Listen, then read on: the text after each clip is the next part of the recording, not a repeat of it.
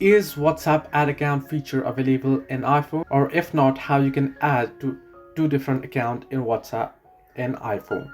Hello everybody, welcome back to my channel. This is me, Bin Bisnath, and today I'll guide you on how you can fix WhatsApp add account feature not showing up in iPhone. Well, unfortunately, the feature itself is not available in iPhone and is only available on Android devices.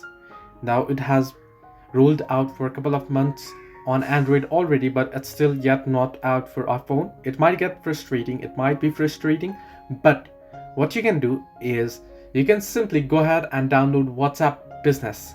So you can head over to your app store and search for WhatsApp Business and you can download it. This way you'll have two different applications of WhatsApp, that is WhatsApp Messenger and WhatsApp Business.